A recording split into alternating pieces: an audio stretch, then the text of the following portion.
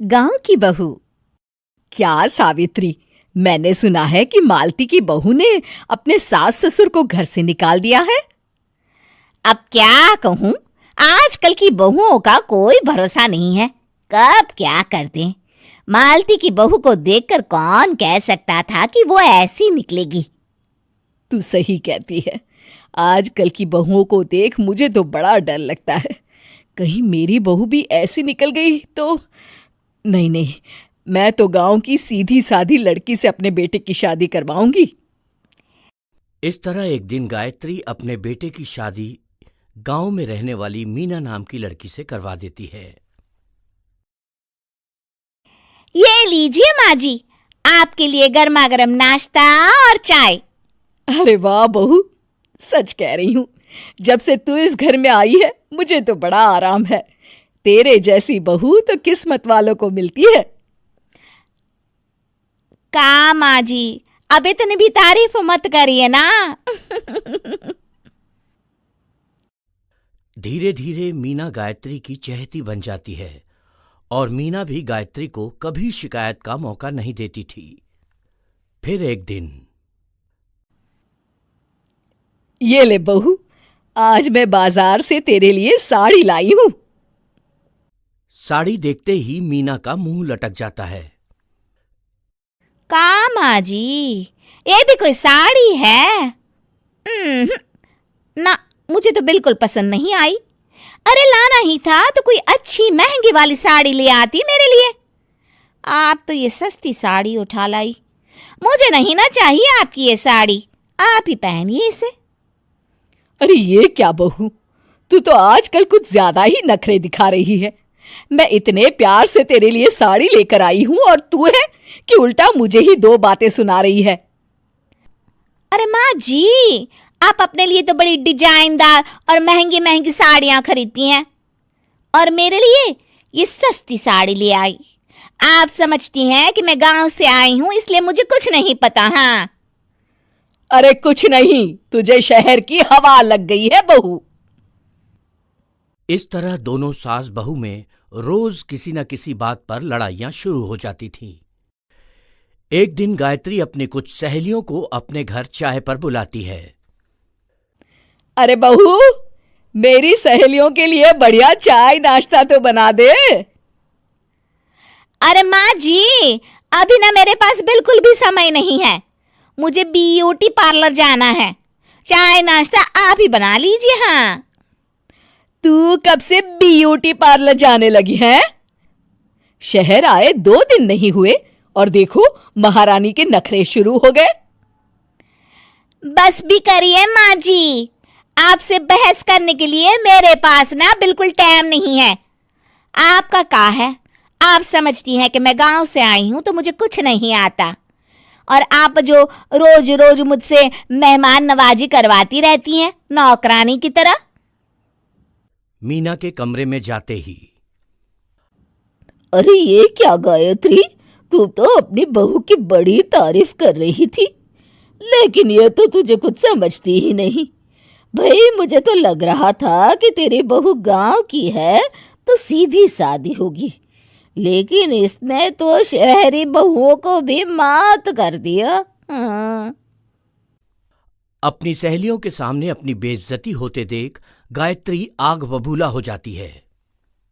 अरे क्या शहर और क्या गांव, मेरी तो किस्मत ही फूटी थी जो मैं इसे बहू बना के ले आई। भगवान जाने आगे और क्या क्या करेगी। अब तो मुझे कुछ ठीक नहीं लगता। तू जरा संभल के रहना, कहीं मालती की तरह तेरा भी हाल बेहाल ना हो जाए। अच्छा, अब हम चलते हैं। अपनी सहेली की बातें सुनकर गायत्री थोड़ी घबरा जाती है। अरे ये सुशीला क्या बोलकर चली गई, कहीं इसकी बात सच ना निकल जाए। दूसरी तरफ मीना सारी बातें सुन लेती है।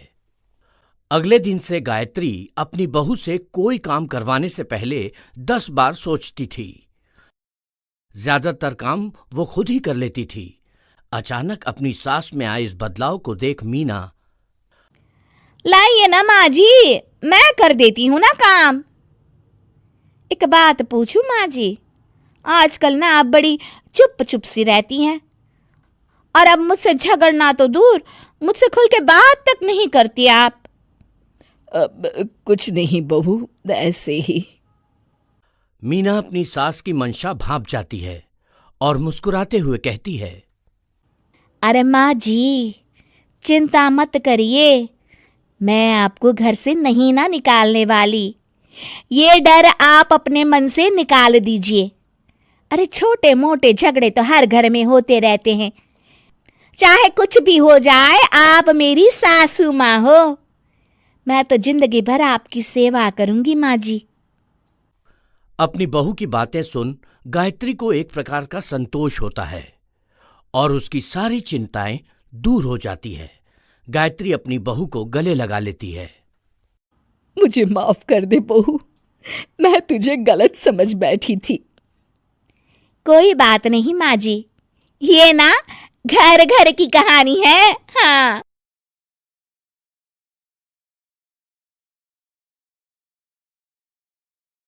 गांव की सास चली बहू के ऑफिस। शादी के बाद लाली माँ को दफ्तर जाए अभी 10 दिन भी नहीं हुए और सासू माँ को उसका दफ्तर जाना खटकने लगा। आते जाते वो उसे सुनाती ही रहती है। आ गई महारानी, आपकी सेवा में क्या लेकर आए? प्रणाम सासू माँ, बस अभी खाना तैयार करती हूँ, सब साथ में खाना खाएंगे। अरे इतना इंतजार तो करवा चौथ के व्रत में चांद भी नहीं करवाता जितना तुम करवाती हो। माँ जी, ऑफिस का काम बहुत जरूरी होता है। अरे तो वहीं बिस्तर तकिया ले जाओ ना, यहाँ क्यों आती हो? लाली माँ ये सब सुनने से बेहतर वहां से जाना समझती है। ऐसा नहीं है कि सास ने लाली माँ को पहले कभी प्यार से नहीं समझाया, बस लाली माँ ने सीधी बात पे कभी ध्यान ही नहीं दिया। तो सास ने सोचा जो प्यार भरे गाने से नहीं होगा, वो टेढ़ी बात और ताने से जरूर होगा। ऐसा क्या करती है? बस यस सर ही तो करना होता है ना। पास के गांव तक बढ़िया बस से जाओ, फिर दफ्तर में जाकर बैठ जाओ और बस घर के काम से बच जाओ। अब मैं भी जाऊंगी कल से दफ्तर। अरे इतना भी आसान नहीं है, मैं भी तो दफ्तर जाता था। तुम्ही से तो पता चला है ये सब। अरे कभी नौकरी करके देखती तो पता चलता। अच्छी बात निकल गई आपके मुंह से, अब करके भी दिखा दूंगी, और वो भी बहू के दफ्तर में ही। नौकरी भी करके दिखाऊंगी और घर के काम भी। बहू को पता चल जाता है कि सास क्या करने वाली है, लेकिन वो ऐसा नाटक करती है जैसे उसे कुछ भी पता ना हो। 2 दिन बाद ऑफिस जाने के टाइम सास भी तैयार खड़ी है। अब कहीं जा रही हैं क्या सासू माँ आप? हाँ, आज से मैं भी तेरे साथ तेरा दफ्तर आऊंगी और तेरी तरह टाइम पास करूंगी। दोनों ऑफिस की बस से ऑफिस पहुंच जाती हैं। गेट पर गार्ड खड़ा हुआ है और हमेशा की तरह लाली माँ स्माइल के साथ गुड मॉर्निंग बोलती है। गुड मॉर्निंग गार्ड भैया। गुड मॉर्निंग लाली माँ जी, ये आपके साथ है। अरे प्रणाम चौकीदार जी, कुछ खाया करो। इतना दुबले पतले होकर चौकीदारी क्या खाक करोगे? माँ जी, गार्ड ही बोल लीजिए। अरे गार्ड माने भगवान होता है, आती है अंग्रेजी हमें। काहे बनाए हम तुम्हें अपना भगवान, आए बड़े। लाली माँ सासू माँ को अपने बॉस के कैबिन तक ले जाती है और मिलने को कहकर वहां से चली जाती है। जी, आपकी तारीफ। अरे पूरा मोहल्ला करता है, यहाँ किसी से भी पूछ लीजिए ना। अब मेरा मतलब है आपको लोग कैसे जानते हैं? लाली माँ की सासू माँ। मेरा मतलब था कि आपका नाम क्या है? सिमरन देवी। अरे वाह, बहुत मॉडर्न नाम है। ऑफिस का नाम है, घर का नाम तो है मालती बाई। अच्छा अच्छा, लालिमा, इनकी जगह दिखा दो। है? ये मुझे अपनी जगह दिखाएगी? ये बहू है मेरी, इसकी ये हिम्मत। अरे मेरा मतलब है कि ये आपको बता दे कि आपको कहाँ बैठना है। चलो मैं ही आपको बता देता हूँ। लालिमा, तुम अपना काम करो। अरे कोई काम नहीं करती ये, घर पे भी नहीं करती, यहाँ क्या खाक करेगी। लालिमा बॉस का लिहाज रखते हुए कुछ नहीं बोलती। बॉस खुद ही सासू माँ को एक डेस्क तक लेकर जाते हैं। देखिए, आपको यहाँ बैठना है। अरे ये घूमने वाली कुर्सी पर नहीं नहीं, मैं नहीं बैठूंगी, चक्कर आ जाएंगी। चकोटा या आसन लगवा दीजिए, आराम से बैठूंगी जमीन पर। जमीन से जुड़ी हुई हूँ मैं बहुत ही। हाँ देखिए, आपको यहीं बैठना पड़ेगा। आपको क्या लगता है, क्या ये आपका घर है? नहीं तो, आप भी ना बहुत भोले हैं। मेरा घर तो गांव में है, ये तो आपका ऑफिस है। अरे ऐसी चीजें मत भूला करो, और चोमू बना देंगे किसी दिन। बैठ जाइए और मुझे सारे ज़रूरी मेल भेज दीजिए। ये रहा कंप्यूटर। अरे कंप्यूटर की क्या जरूरत है, मेल तो हाथ से निकलेगा ना। ला एक पत्थर, ला हाथ घिस दूं। क्या हाथ का मेल? तभी सिचुएशन को संभालने के लिए बहू आ जाती है। अच्छा ये छोड़िए, आप वहाँ पेंट्री से कॉफ़ी ले आइए अपने लिए। अरे इतना तो मुझे भी पता है कि कंप्यूटर पे लिखने का काम हो जाता है, फिर कॉपी क्यों मंगवा रही हो? अरे माँ जी, कॉफ़ी, पीने वाली कॉफ़ी। तू मुझसे काम करवाएगी? तेरी सास हूं मैं। मेरी भी तो सुन लो कोई, आपका बॉस हूँ मैं। हाँ हाँ सुनाओ ना। क्या सुनाऊं? अरे बेटा तुम बॉस हो, जो मन करे सुना देना, बस गाना मत सुनाना। अगर तुम अच्छा नहीं गाओगे ना तो मेरा मूड ऑफ हो जाएगा। अरे यार, अच्छा एक काम करते हैं, आपको क्या क्या आता है? ठंडा खा लूँ तो नाक आती है, तीखा खा लूँ तो हिचकी, और ज्यादा खाना खा लूँ तो यह हम बता नहीं सकती मैं। अरे मेरा मतलब था कि काम में क्या क्या आता है। बहू बहुत काम आती है, पति भी काम आते हैं, बेटा भी। देखो काम तो अपने ही आते हैं ना, जैसे भी हो। हे भगवान, क्या करूं माँ जी आपका।